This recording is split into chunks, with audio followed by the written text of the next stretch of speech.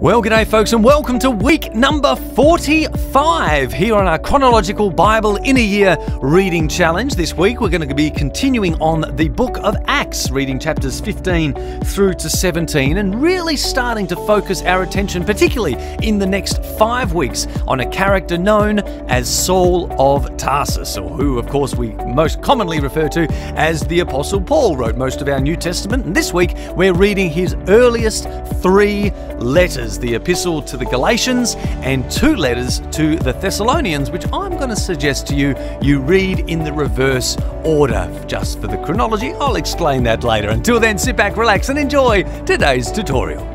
Well, g'day folks, and welcome to the final 7 weeks of our reading plan as we endeavour to read through the Bible in a year, more or less in a chronological fashion. We are up to week number 45 in our readings, and a very significant week because we start from here on for the next 5 weeks to focus in on the Apostle Paul. Okay, we're going to read all of his epistles, and basically the rest of the book of Acts focuses in on him.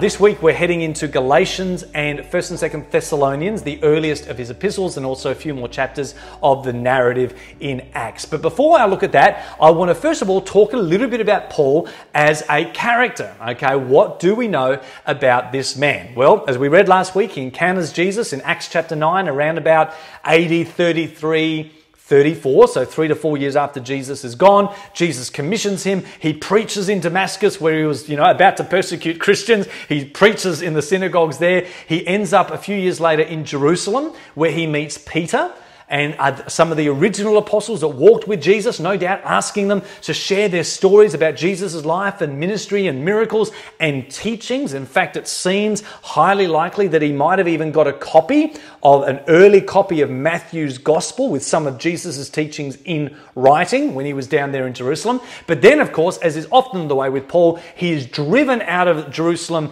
under threat of his life. Basically, he is persecuted by the Jews down there who are not happy that one who was on their side has now suddenly had a massive turnaround and is preaching this heresy about Jesus. And then after being expelled from Jerusalem, he basically disappears for 10 years.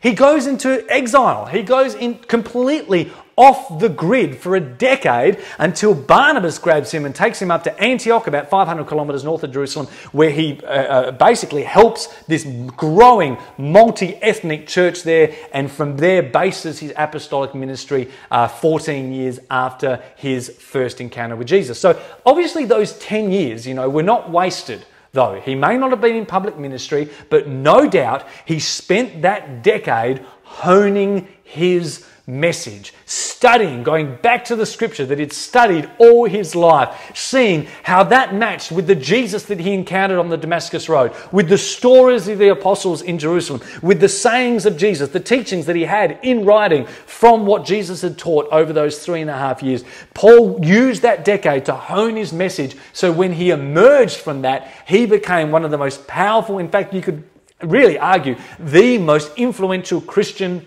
in human history. A great choice for Jesus to choose to be his witness to the non-Jewish world. Not only a passionate man, but a man who loved and valued the scripture and was able to put it all together in a way that made sense to both Jews and non-Jews. And of course, Paul also had a great mix about him as a man that was very relevant to that culture. Do you remember a few weeks ago I did a video on the intertestamental period? What made the world that Jesus was born into? And I said that there were 3 things.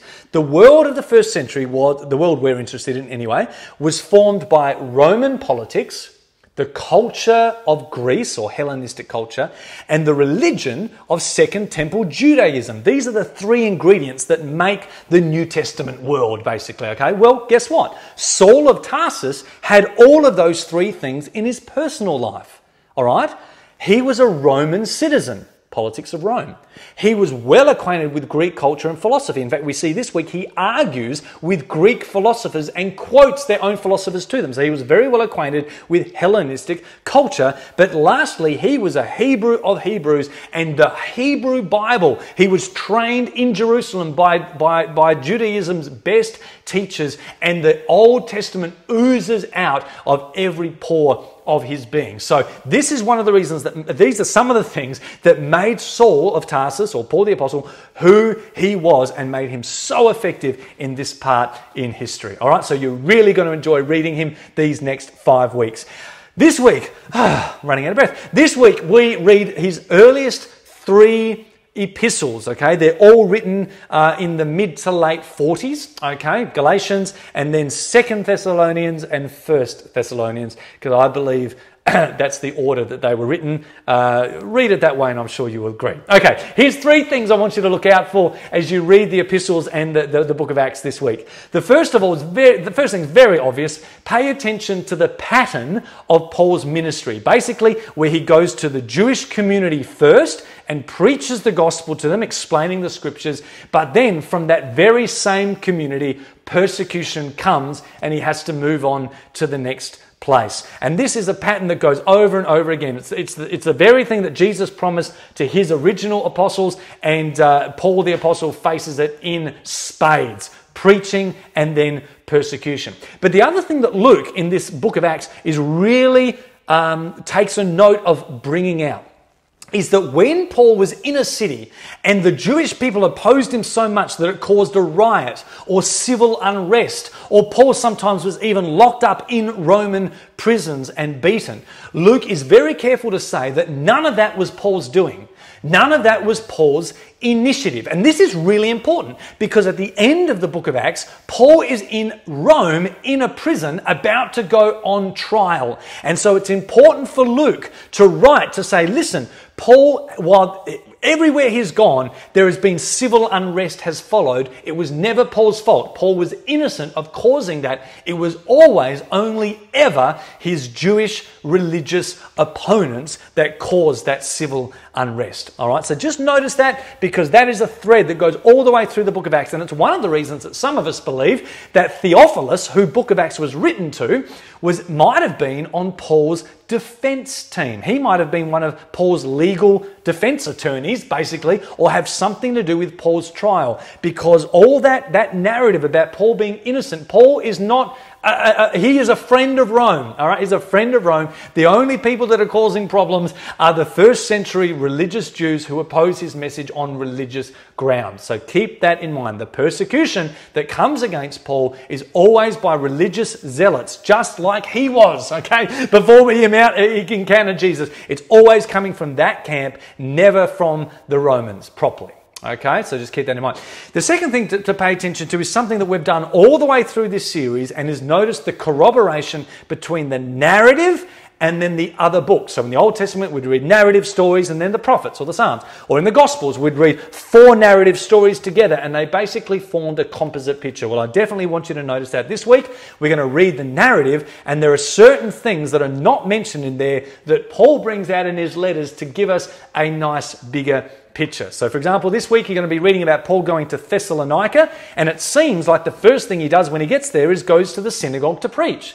But actually, when he writes his letter to them, you find out that's not the first thing he did.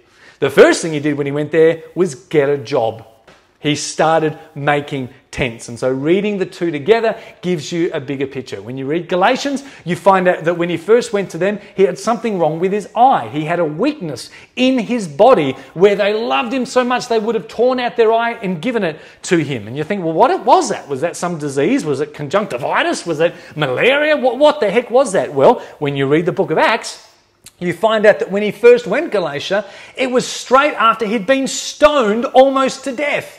He'd been pummeled in the face with rocks. And so when he went there, he didn't have conjunctivitis. He had bruised and battered face and eyes that were damaged from being stoned. That was the problem that he had. So you read the both together and you get a fuller picture. Just notice that and appreciate that in your readings this week. And the third and final thing I want to draw your attention to, as always, is the way that here in the New Testament, in the age of fulfillment, we see the authors going back to the Hebrew Bible and referencing the Old Testament. Well, Paul does that in spades. He references the Old Testament a great deal, sometimes quoting it and sometimes alluding to it. And this week especially, I not only want you to take notice of how Paul references the Old Testament, but how he also very strongly seems to references Jesus' own teaching on the Olivet Discourse in Matthew 23, 24, 25. He echoes a lot of that teaching. And I believe that the scrolls that Paul traveled with was not only some of the Old Testament Bible, but was also, as I said before, some of Jesus's teaching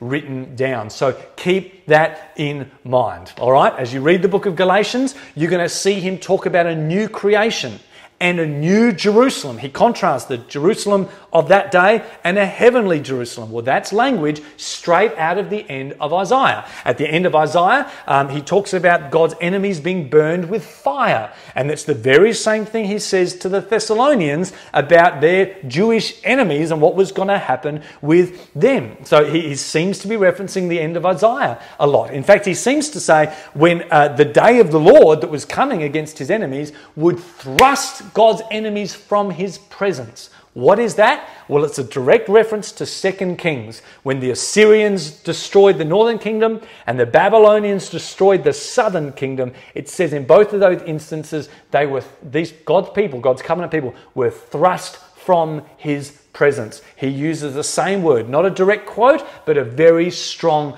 allusion to those Old Testament references. So keep that in mind. And particularly in 1st and 2nd Thessalonians, there's a lot of similar language, as I said, to Jesus' teaching in Matthew 23, 4 and 5. In fact, one of the things you might want to do this week, before you read Thessalonians, but both of those letters, is to read Matthew 23, 4 and 5 and read the last 2 chapters of Isaiah. Have that language fresh in your mind to see whether that is what Paul is alluding to or mentioning as it just shapes him, okay? The Old Testament just oozes out of this guy in direct quotes and allusions. You're definitely going to notice that this week, all right? I think that's enough. Guys, enjoy the book of Acts. You're reading 3 chapters this week. Keep reading it with a map. Okay, because you're going to have to trace Paul's travels. Please do that. Remember to hyperlink if you've got time to go back and read the Old Testament. And lastly, and I just want to say this once, I can't talk about it too much because it'll take up too much time, but I want you to read those 3 epistles in one sitting each, and I want you to do it in this order: Galatians, 2 Thessalonians, then 1 Thessalonians, because I believe that 2 Thessalonians was actually written first. And I can't go into that because it would take way too long. All right, guys, this video's gone for 11 minutes, okay? I think we've survived. Well done. 7 weeks to go. Congratulations, and we're going to really enjoy Paul over these next 5 weeks. Bless you heaps, and I'll see you next week for more. That's it for today's lesson. I really hope you enjoy your readings this week. Remember, allow yourself time to read as much as you can in one sitting. Don't get lost in the detail. Just keep going and watch the Bible's big story unfold before you. Remember also to hit me up on our social media channels or website, and I'll see you next time.